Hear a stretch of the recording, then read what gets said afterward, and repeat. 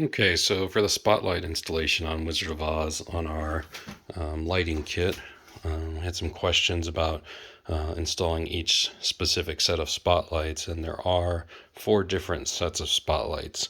One is unique in that it has a single spotlight on the harness, and that's the one for right over here by the crystal ball, and that points towards the forest in this direction. It uses some mounting posts, which we covered in the prior video, to hold it and point it that way. So the wire crosses over and goes down under the crystal ball, and you'll probably want to remove the crystal ball to be able to follow the wires for the crystal ball down under the play field. So that's where that one goes. Then you have another set of 3 sets, each with 2 spotlights as part of the group. The one with the longest wire, which would be quite significantly more wire than the others, is for the forest here, because the connection for all the spotlight ends up being under the playfield right around here, using this cable here, which does say spots on it and has 4 red connectors matching up with the 4 different sets of spotlights. So it's enough cable is given in the kit that you can sort of have a lot of latitude with exactly where this ends up and how you connect everything. But in general, the longer cable for this set of spotlights is meant to be over here so that the cable can be routed all the way up and around to connect with these red connectors. And so the way all of these spotlights are meant to be mounted is that the 2 tabs cross over each other so the holes line up, and that goes onto an existing connection situation somewhere in the game. So for example, on the slings, the way that those work is you unscrew one of the nuts, and you can actually choose where you want the spotlights to be. Possibly this nut right here is what you want to use. Maybe you want to use this one out here. Just depends.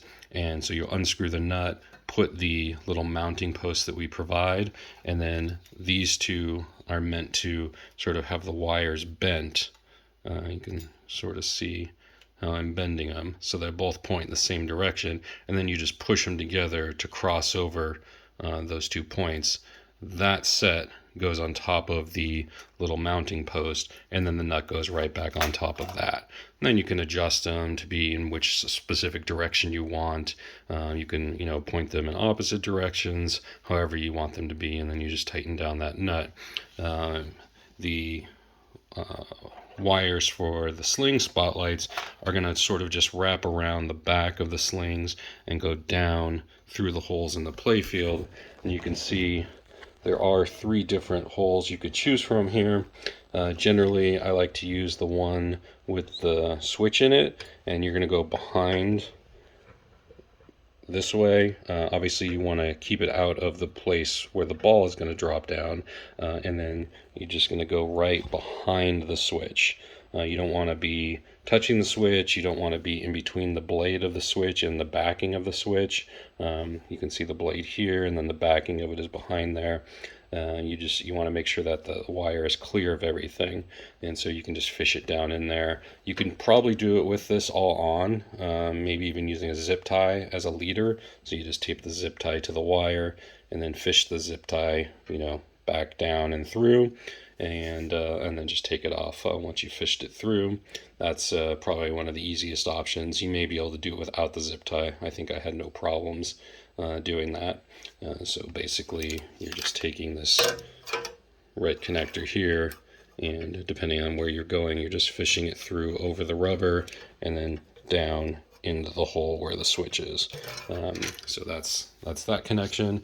And then we're looking at now the spotlight for the forest, and so that would be the one with the long cable. It's going to be the same situation.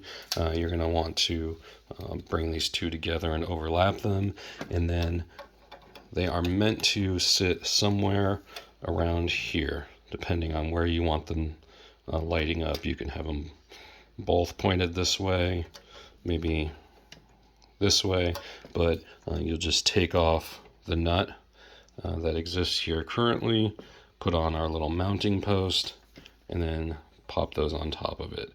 They will probably hit the underside of the wire forms here. That's not a big deal as long as they don't interfere with the ball, which they shouldn't, and you can move them around. There is, let's see if we can get a look at it here, probably from this side. There is a switch in this purple area here, and it's just the same as the slings. You want to bring the wire around the back side, so more over here, and you want to stay clear of the swinging target and the pop bumper going up and down. So there's a little notch actually cut out here, which might be perfect.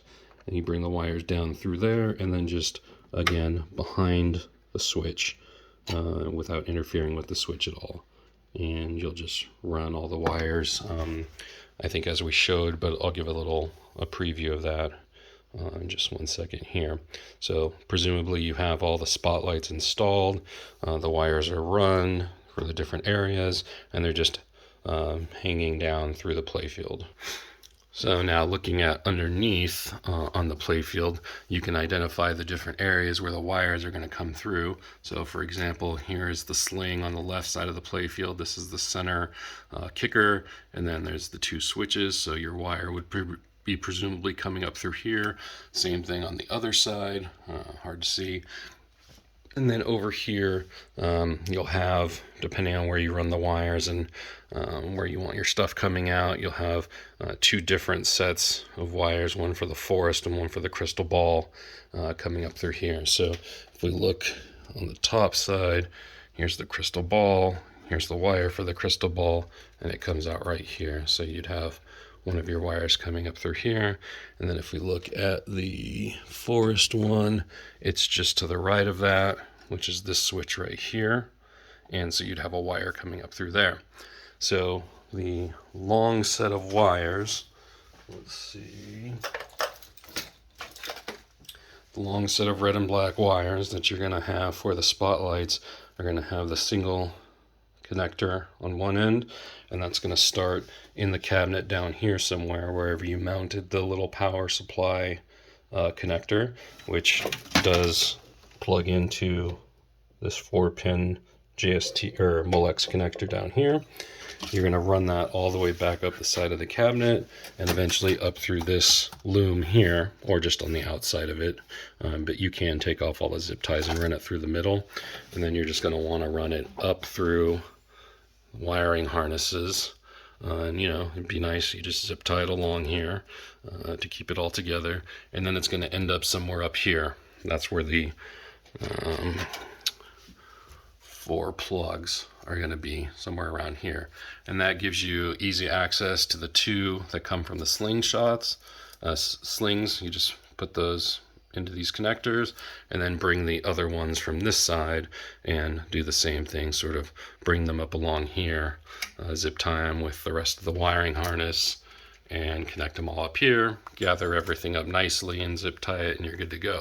So you can sort of get an idea of how that's done with this wire, you know, just bring it all along, have it zip tied, and you're looking pretty good.